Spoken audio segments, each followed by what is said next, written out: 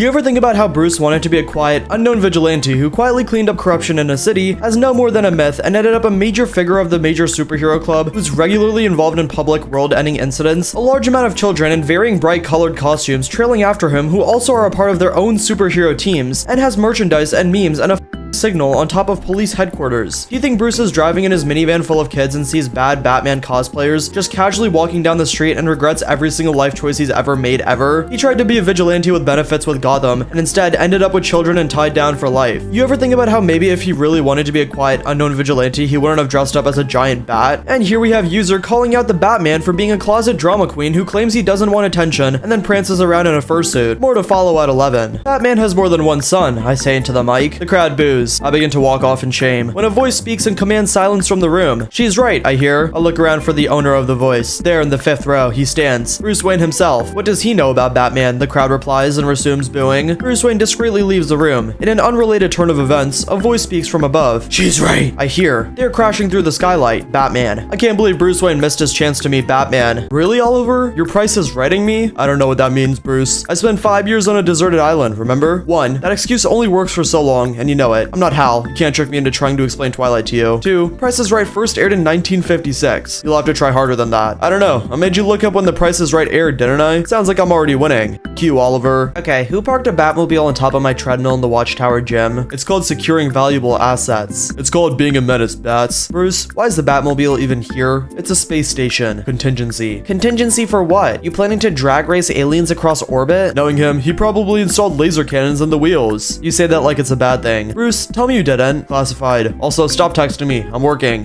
What are you even doing, Bruce? I just filed adoption papers for a new kid. His name is Tim. I see a lot of memes about the Batfamily saying weird and confusing each other, and while that's totally valid, I like to think it's the exact opposite. Batman and his children say the most absolutely insane possible to one another, and they all nod in agreement like a philosophical discussion. Members of the JL, Titans, Outlaws, etc. all refer to this as echolocation. Bats chattering away with no one being able to tell what the actual they're going on about. Spider-Man Gotham AU. Hey guys, just wanted to swing by and say hi. I was just helping out with a minor hostage situation, but it's all handled. Turns out the hostage taker just needed a ride to the dentist. You've been here for 3 days. You've already stopped more crimes than my entire team combined. You're a walking PR nightmare. Bruce, come on. He's a good kid. We just did some drills in the training room. He's a natural. He called my moves super groovy. They were. Your acrobatics were just chef's kiss. My mentor would love to meet you sometime. Your mentor needs to stay in his own city.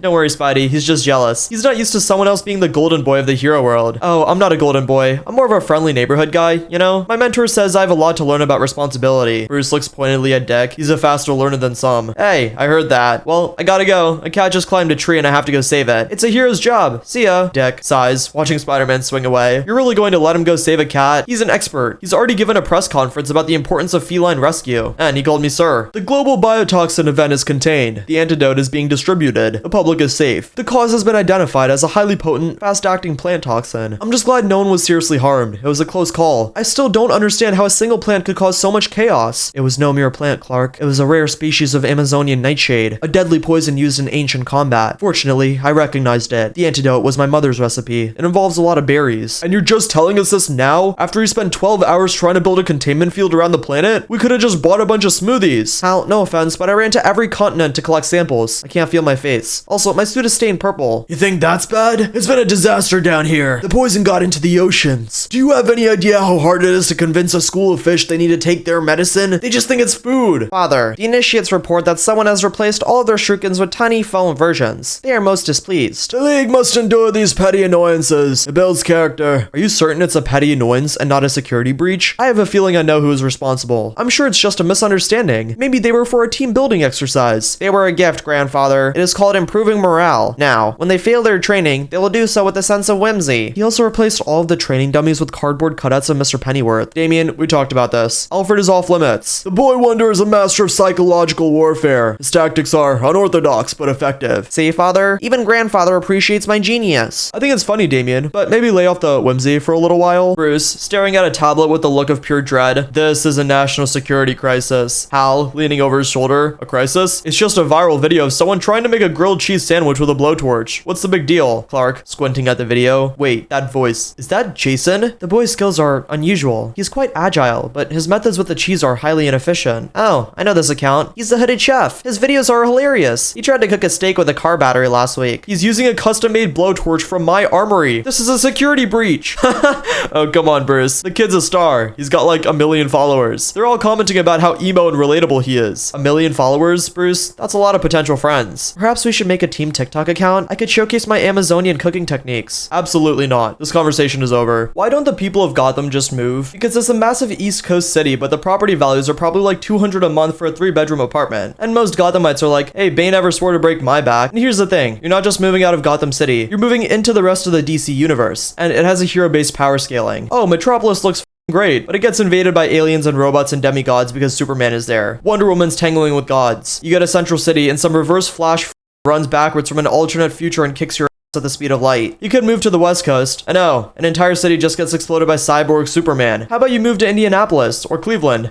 No, they have no protector during the alien invasions, and you're in Cleveland. Mr. Wayne, I hope you're having a good day. Miss Albright, I am. Is everything alright with Damien? That's what I was calling about. He fell asleep in class today. It was quite a spectacle, I'm afraid. He was muttering about vigilante patrol and inefficient grappling hooks. I see. He has a very active imagination. His imagination also convinced him that the school's fire alarm system was an unauthorized surveillance network. He attempted to disable it. He's very passionate about technology. He then fell asleep on top of a bookshelf. He was clutching a history textbook and said, I have infiltrated the enemy stronghold. I will speak with him about his fortress and his sleep schedule. My apologies, Miss Albright. Thank you, Mr. Wayne. And please remind him that in this stronghold, we have a strict no napping on furniture policy. The new defensive measures are complete. We have a layered system of planetary shields, satellite-based countermeasures, and a contingency plan for a full-scale alien invasion. Seriously, Bruce? You just built a giant force field around the planet. What's the contingency plan for? Someone forgetting to turn the shield on? A warrior must always have a backup strategy, Hal. And besides, there are threats that could breach even the strongest of shields. She's right. The last time Brainiac attacked, he bypassed all our defenses. We need to be prepared for anything. Precisely. So, I've designed a final failsafe. It's a series of deep space decoys. They are designed to look exactly like planet Earth. So you're just gonna give the aliens a bunch of decoy planets to blow up? That's hilarious. That's a very clever idea, Bruce. Thank you. I've even prepared a few decoy cities just in case. They're all full of mime artists. A cunning tactic. Mimes are a silent but powerful deterrent. You're serious? You're going to use mimes to fight aliens? That is the dumbest thing I've ever heard. They will think the planet is trapped in an invisible box. It will confuse them. You're a madman. I think it's brilliant. So, who's the genius who decided a public pizzeria was a good idea? I've been recognized 3 times already. It was a unanimous vote. And to be fair, you're the only one who didn't take off his I'm with the bat hoodie.